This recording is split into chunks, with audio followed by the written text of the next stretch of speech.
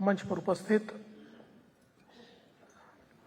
भारत सरकार में प्रधानमंत्री कार्यालय के राज्य मंत्री आदरणीय डॉक्टर जितेंद्र सिंह जी, हमारे सहयोगी और वरिष्ठ नेता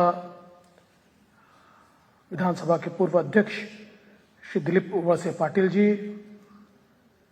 सम्मानीय श्री डी.के. जैन जी, सुभाष मुंद्रा जी, दीपाली भानुशाली जी, हमारे ग्रैंड जूरी प्रोफेसर रामचरण जी, गोविंदराजन पद्मनाभन जी, आज जिन्हें यशराज भारती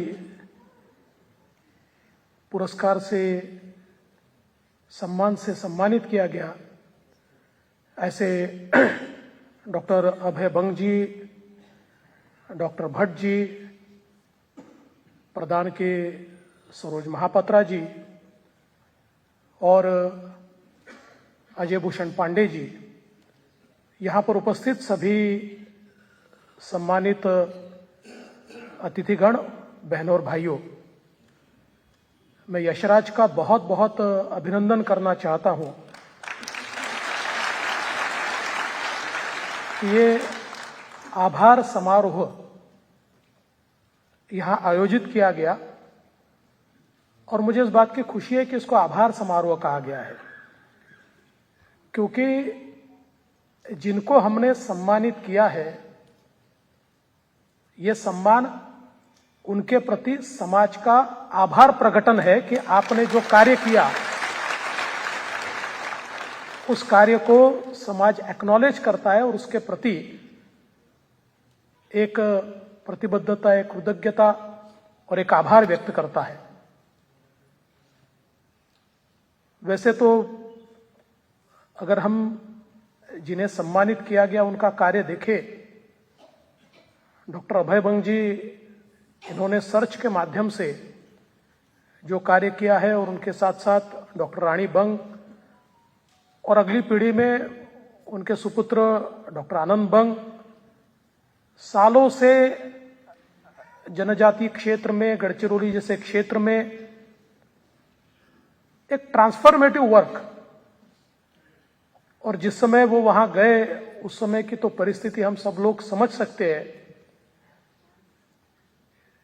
कुछ भी था नहीं, कोई व्यवस्था तो थी ही नहीं, अंधश्रद्धा थी, लोगों में एक वायलेंट एटीट्यूड था।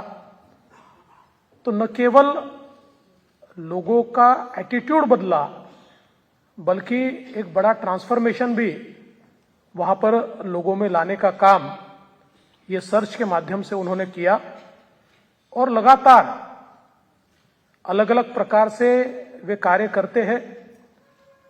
और मुझे ऐसा लगता है कि बहुत ही उचित इस प्रकार के व्यक्ति और संस्था को ये सम्मान आपने दिया है। मैं यशराज का बहुत बहुत अभिनंदन करना चाहूंगा। डॉक्टर भट्ट साहब ने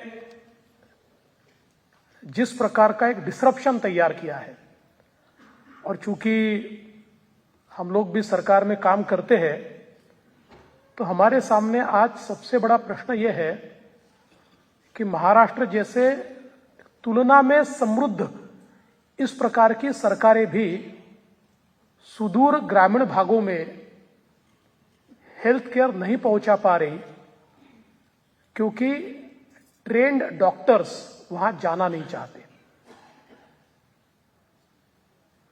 आज परिस्थिति यह है कि जो हमारी व्यवस्था में पढ़ते हैं, जिनकी पढ़ाई को एक प्रकार से सरकार सब्सिडाइज करती है और इसलिए अपेक्षा व्यक्त करती है कि पढ़ने के बाद 1 या 2 साल बॉन्ड के रूप में ग्रामीण भागों में जाकर वो काम करे, तो मुझे कहते हुए दुख भी होता है कि इनमें से कई बालक ऐसे हैं कि जो बॉन्ड तोड़ने के 50 लाख रुपए भरने को तैयार है, लेकिन जाकर साल या 2 साल काम करने को तैयार नहीं है।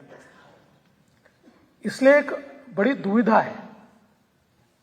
जहां एक और महाराष्ट्र में, हमारे शहरों में best of the tertiary care है, वहां पर ग्रामीण भागों में प्राइमरी केयर के लिए भी एक संघर्ष होता है।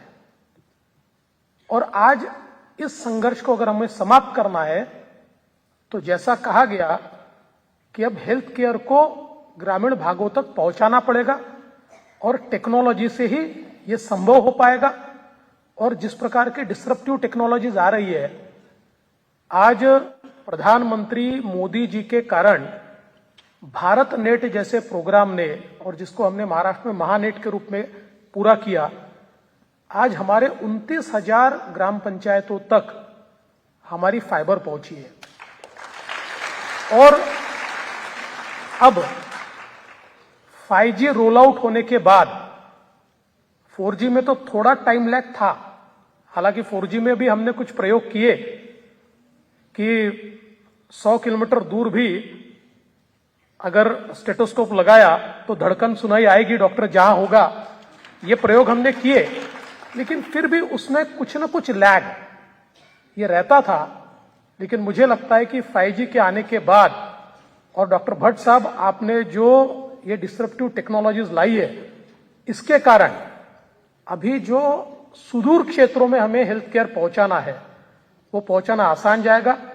क्योंकि पहले तो सारे आपके इन टेक्नोलॉजीज के कारण डायग्नोस्टिक्स ये आसान होंगे। 5G के कारण आज हम लोग वो डॉक्टर्स तक पहुंचा पाएंगे, उनको सीधे हम जोड़ पाएंगे।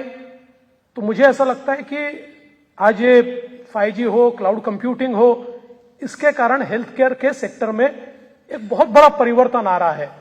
और ये सारी डिसरप्टिव टेक्नोलॉजी जो है, ये निश्चित रूप से गरीबों के लिए, आदिवासियों के लिए और दूर सुदूर बसने वालों के लिए एक वरदान के रूप में साबित होने वाली है। इसलिए मैं ऐसा मानता हूं कि एक बहुत सही सम्मान यहां पर किया गया है। आज प्रदान जैसी संस्था, मैं ऐसा मानता हूं कि देखिए, सरकारें तो अपना काम करती है, सरकार के कामों में नियम होते हैं और कई बार उन नियमों में संवेदनाएं समाप्त हो जाती है। तो सरकार की मशीनरी ये नियम से काम करती है और संवेदना भूल जाती है।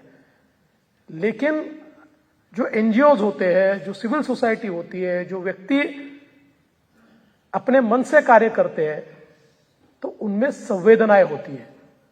और इसलिए मैं ऐसा मानता हूं कि जब सरकार की मशीनरी ये एनजीओज के साथ, सिविल सोसाइटीज के साथ जब जुड़ जाती है, तो उनकी संवेदना और किसी भी चीज को स्केल करने की सरकार की एबिलिटी, ये दो चीजें मिलकर एक ट्रांसफॉर्मेशन लाती है।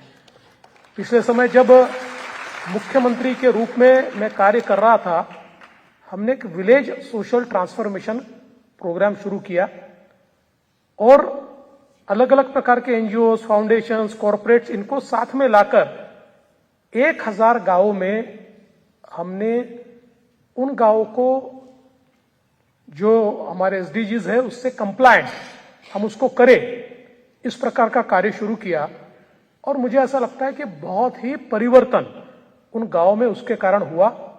ये बात अलग है कि बाद में कुछ समय सरकार बदली, फिर कोविड आया, तो कुछ वो थोड़ा अटका, लेकिन अभी उसको वापस हम गति दे रहे हैं। और मुझे ऐसा लगता है कि जब हम इस प्रकार से समर्पित कार्य करने वाले लोगों को साथ में लेकर काम करते हैं, महाराष्ट्र में जलयुक्त शिवार जैसी योजना हम लोग यशस्वी कर पाए, 20,000 गांवों में हम लोग जल संधारण का कार्य कर पाए, इसका कारण यही था कि उसमें जन भागीदारी आई और एनजीओज ने एक बड़ी भूमिका निभाई। तो मुझे ऐसा लगता है कि प्रधान जैसा जो कार्य होता है या ऐसे काम करने वाले जो लोग हैं, ये इनके साथ अगर सरकारें हाथ में हाथ डालकर काम करे तो बहुत परिवर्तन हो सकता है। आज का जो हमारा तीसरा पुरस्कार डॉक्टर अजय भूषण पांडे जी को मिला है, मैं ऐसा मानता हूं कि हमारे प्रधानमंत्री जी के विजन को सही रूप में यथार्थ में लाने का काम करने वाले जो लोग हैं, उनमें डॉक्टर अजय भूषण पांडे जी। और देखिए, अगर हम इस सदी के टेक्नोलॉजी का चमत्कार क्या है अगर ऐसा पूछे, तो जिन 4 बातों का उन्होंने उल्लेख किया, ये चारों चमत्कार है। आधार अपने आप में चमत्कार है। यूपीआई जो दुनिया का आज सबसे बड़ा गेटवे तैयार हो रहा है, यह अपने आप में एक चमत्कार है।